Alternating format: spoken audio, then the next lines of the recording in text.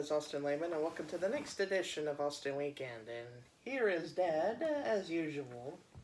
Hey. And the show we're talking about is Anything But. Yes, it is not your ordinary everyday cartoon shows. It was one of the original Cartoons, as they call it. Cartoons. Of course, we're talking about Dexter's Laboratory. Dexter's Laboratory. It is one of my favorite classic cartoons. It feels weird calling it a classic cartoon, but it's been over 20 years since it started. So it's a classic cartoon, but it feels weird calling it a classic cartoon. That tells how old we're getting. Yes. Sad. Yeah. Sad. But tell us a little bit about Dexter's Lab. A young boy named Dexter builds his own laboratory. Mm-hmm. Tries to fend off his sister Dee Dee from breaking his stuff. Mm-hmm. It's as simple as that. And Dexter is this super genius kid, so he builds this super lab, and where he gets all the money doing all this stuff. But yeah, he's got the super lab built, and he has a secret entrance.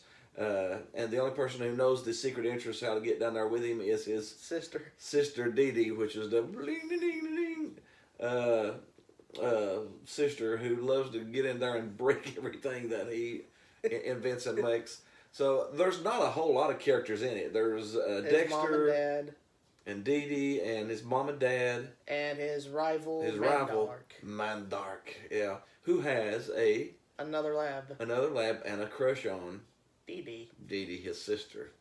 So all the turmoil ensues from, and Mandark's a super genius too. Of course. So they're like rival super geniuses, So and of course he's got his lab. They're both super geniuses. Yeah. This show isn't just about Dexter. It's divided into a couple more segments. Mm-hmm.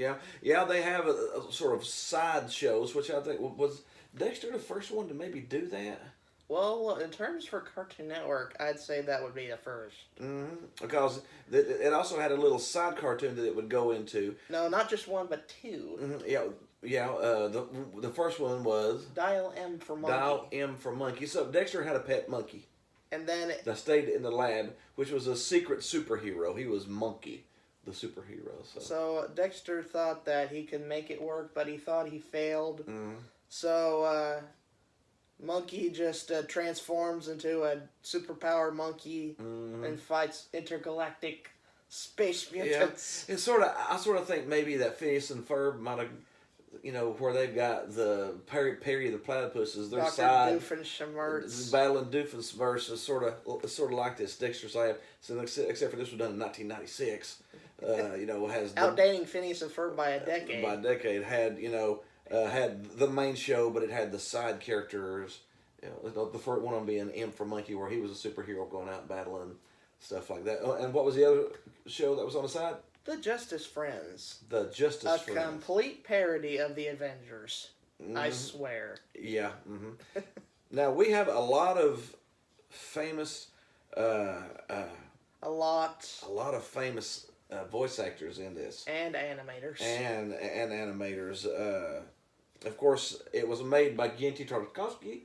Gendy. He's back. Gendy's one of our favorite guys. We really love the work that he does. He also gave us Samurai Jack. One of the most popular action-oriented cartoons of this millennium. And yeah, like I said, it ran for 4 seasons. It ran 96, 97. It had a hiatus in 98. In 98, where Gendy went off and did the Powerpuff Girls. But he came back and did a couple more seasons of it later. During the hiatus, he went to Craig McCracken to work with him on the Powerpuff Girls. The Powerpuff Girls, yeah. But this Dexter's Lab is actually credited for helping the careers of Craig McCracken, who gave us the Kraken. The Kraken. He gave us what shows did Kraken give us? The Powerpuff Girls. Foster's Home for Imaginary Friends. And Wander Over Yonder, which we reviewed a while back. Mm-hmm. Seth MacFarlane also worked on this. Family Guy is one of his credits, and a bunch of other movies. Mm-hmm. Butch Hartman. The creator of The Fairly Odd Parents, Tough Puppy, and Danny Phantom, and among others. Mm-hmm. Robert Renzetti. The creator of My Life as a Teenage Robots. So that was the talent that worked on Dexter's Laboratory. So, I mean, there was so much talent working on that show that it was, once it got going, they went off and did other shows, but that Dexter's Laboratory really helped us get what we know as cartoons for a decade there. Really came from the creators of the Dexter's Laboratory. So it gets a lot of credit. It's kind of like Two Stupid Dogs in a sense. Mm-hmm. It's spawning off other animators to do their different things. Yeah. Just a few things you might not know about Dexter's Laboratory. We like to give a little unknown facts now. Yes. That's sort of something new with our stuff. We like to give a few little unknown facts. The unknown facts that all of those creators came from this show. Another unknown fact is Dexter was voiced by a woman. A girl. I thought that was funny. Dexter fighting his sister to get out of my lab. Dexter was voiced by a girl. Not just one girl, but two different girls. So, over a span of a couple seasons. Yeah, so Dexter was voiced by a girl. Which is Kavanaugh. Which is actually pretty cool. Christine Kavanaugh. Fun fact as well. Mm-hmm. She also voiced Chucky Finster from the Rugrats. Yes. Oh, and who else was some of the famous voice actors that was in this?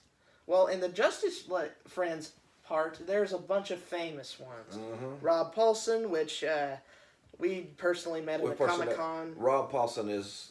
He's a great guy. He's awesome. Rob Paulson did... Pinky and the Brain. Pinky and the Brain. So he he did Pinky, but not the Brain. Mm-hmm. But he did Pinky. Mm-hmm. He also worked on the Teenage Mutant Ninja Turtles. He worked on... what's the... Jet Wacko and Dot? Yeah. Wacko and Dot. Yeah, Wacko and Dot. So he worked on a lot of stuff. What was some of the other stuff?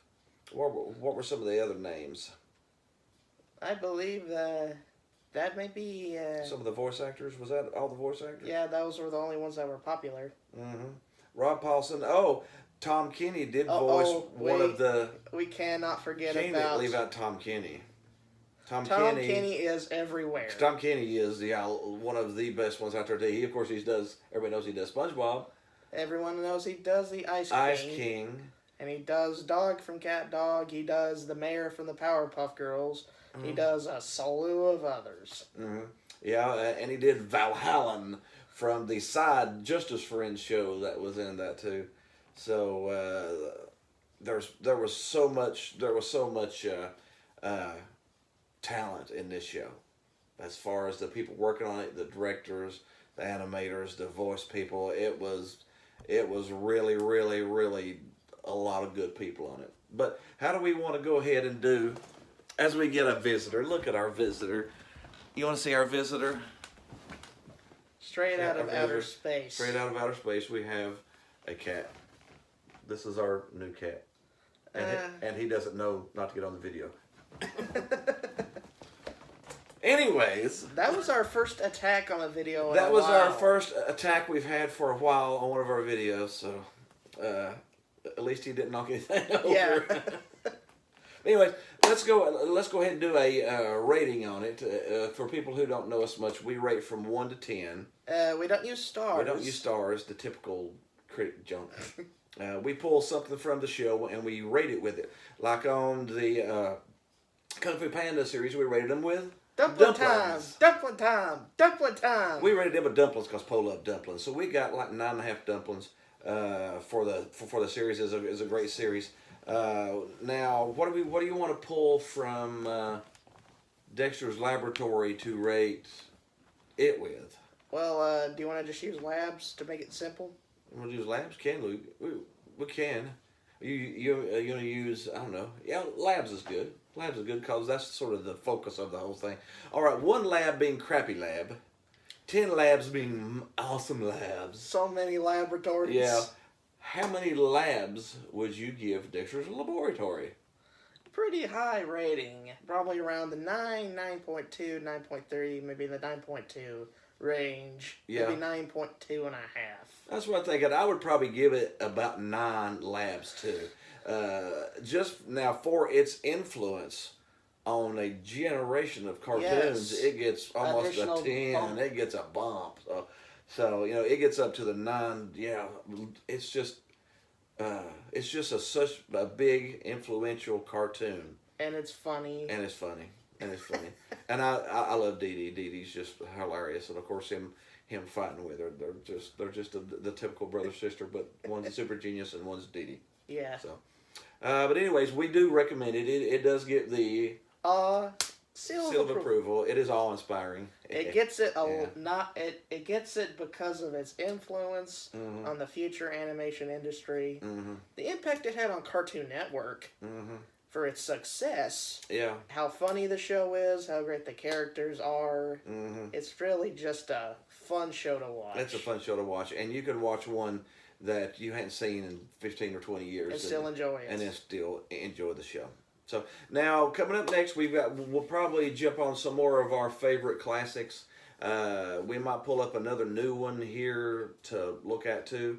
If there's something that you want us to look at, please comment below. Say, hey, can you look at this? Now, other than that, I guess we're about done for this show. Now, be sure and click the like button. Be sure and click the subscribe button. Yes. Be sure and hit the groovy baby button. There should be a groovy baby button up here somewhere. But other than that, we're gone. Holla at us. See you next week. See you.